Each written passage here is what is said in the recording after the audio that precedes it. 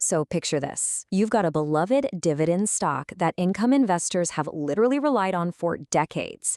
And then overnight, they slash that dividend to absolute zero. You'd expect total panic, right? Well, that's exactly what Healthcare Services Group, or HCSG, just did. But what looked like a massive red flag of financial distress was actually the kickoff for a highly calculated, aggressive pivot to fund a $75 million turnaround. Welcome to our latest explainer. Okay, let's run through the roadmap for today. 1. Snapshot and the Buffett lens. 2. The Peter Lynch lens. 3. The Benjamin Graham lens. 4. DCF valuation modeling. 5. Comparables and alternative models. And finally, 6. The synthesis and final verdict. First up, Segment 1, Snapshot and the Buffett lens. Let's talk about the moat and the money. All right, let's get a baseline. Healthcare Services Group, ticker HCSG, is trading right around $22.38 today. They are the leading domestic outsource provider of facility services to the long-term care sector. Basically, they handle the heavy lifting of environmental services, think housekeeping, and dietary services for nursing homes and rehab centers. Now, what's really fascinating here is how their economic moat lines up perfectly with Warren Buffett's philosophy. I mean, a nursing home doesn't just hire its own cleaners. Why? Because HCSG comes in and handles all the stringent regulatory compliance. They take over the absolute nightmare of managing high turnover labor. They leverage massive procurement scale, and they provide continuous certified management. These 4 pillars create incredibly high switching costs. I'm talking client retention rates historically above 90%. It's wild. So, when we run the hard data through Buffett's actual checklist, the results are pretty illuminating. Earnings consistency, it's a bit mixed historically, but they did just post a massive Q1 earnings beat of 80%. Profitability, they passed that test with a solid 13% return on equity. Debt levels are easily manageable. Actually, they have a true fortress balance sheet right now, just $14.6 million in debt compared to a whopping $214.6 million in cash. But most importantly, their approximate owner earnings are phenomenal, generating over $139 million in trailing 12-month free cash flow. But as we all know, Buffett is famous for demanding a strict margin of safety. While those owner earnings are incredibly strong, the historical top-line stagnation means he probably wouldn't be a buyer at today's $22 price tag. If we apply a conservative multiple to those cash flows to build in that margin of safety, Buffett would likely be waiting on the sidelines for a dip closer to the $18.50 range before pulling the trigger. Moving right along to Segment 2, the Peter Lynch lens. Are we looking at growth at a reasonable price? You know, Lynch loved to categorize companies into specific buckets to understand their behavior. Given HCSG's stagnant 5-year revenue history, combined with that deliberate sacrifice of their dividend to unlock aggressive share repurchases, Lynch would likely drop them right on the border between a stalwart and a turnaround play. And this brings up a brilliant tension that Lynch would totally zero in on. On the positive side, Lynch loved a strong balance sheet and aggressive buybacks because retiring shares at depressed multiples systematically revives your earnings per share. But Lynch also watched insider activity like a hawk. So seeing $3 million in recent insider selling by executives, coupled with an institution dumping a $4 million stake, yeah, those are notable red flags in his playbook. The ultimate metric for Lynch, though, is the PEG ratio, price to earnings relative to growth. With a trailing PE ratio of 23.5 and an estimated forward growth rate of 6.93%, their PEG ratio sits at roughly 3.4. Because Lynch always looked for PEG ratios closer to 1, he'd likely view HCSG as a solid hold until that top-line growth definitively accelerates. All right, Segment 3, the Benjamin Graham lens. Time to look at this like a true defensive investor.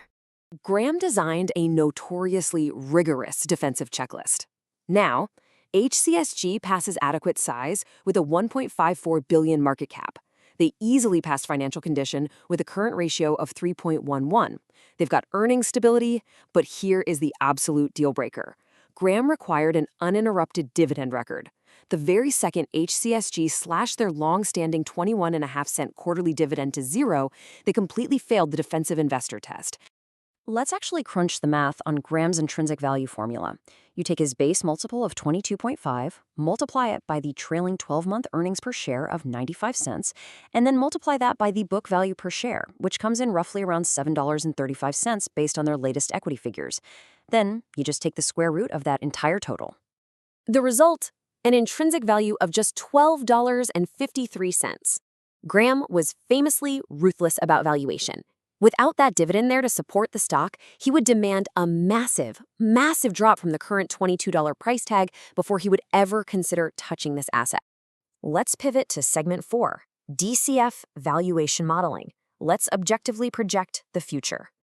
Okay, to build our base case discounted cash flow model, we need to lay out our assumptions. We're assuming a modest 5% compound annual revenue growth, stabilizing net margins at 4.11%, and continuous share reduction, retiring 2% of the float annually thanks to that new $75 million authorization.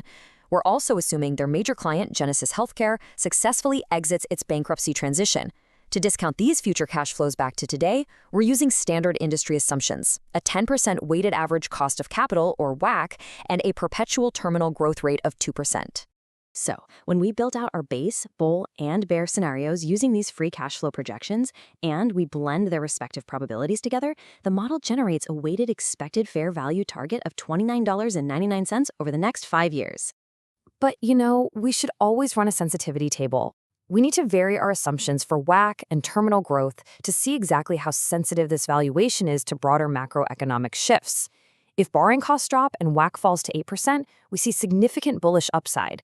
But keeping it at our baseline 10%, the target remains firmly anchored right around $30. Segment 5, Comparables and Alternative Models. Let's look at relative value. Looking at competitors like Addis, Emidesis, and Chemd, a really fascinating dynamic emerges. HCSG operates with structurally thinner net margins, 5.63%, compared to the industry average of 11.11%. However, their recent operational cost-cutting has driven a massive 51% year-over-year income growth. That significantly outpaces the industry average of roughly 34%. If we apply alternative valuation models using historical comparable PE multiples, the picture actually aligns perfectly with our DCF. Applying a baseline multiple of 20 to expected earnings gives us a flat $30 target. A bullish 22 multiple pushes it past $45. But a penalized bear multiple of 15, say triggered by labor inflation or bad debt, could see the stock crater all the way down to $6.30. And finally, segment 6, synthesis and final verdict. Time for the autopsy results.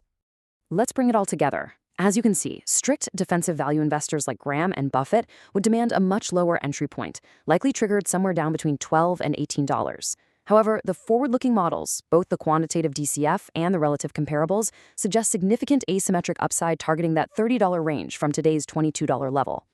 Ultimately blending all these insights together, this is a calculated hold for the neutral analyst at the current price.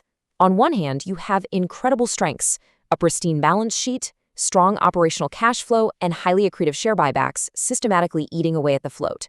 On the other hand, the risks are heavily weighted toward macro factors entirely out of their control: severe frontline wage inflation, lingering volatility from the Genesis bankruptcy, and the constant threat of Medicare or Medicaid reimbursement cuts. The quantitative math heavily points to a successful pivot here. Trading a dividend for a shrinking share count is actually working. But in an outsourced service industry historically plagued by volatile labor costs and razor-thin margins, we want to leave you with this final question to consider. Can HCSG execute this turnaround fast enough before the next macroeconomic storm hits? Think about it, and we'll catch you in the next explainer.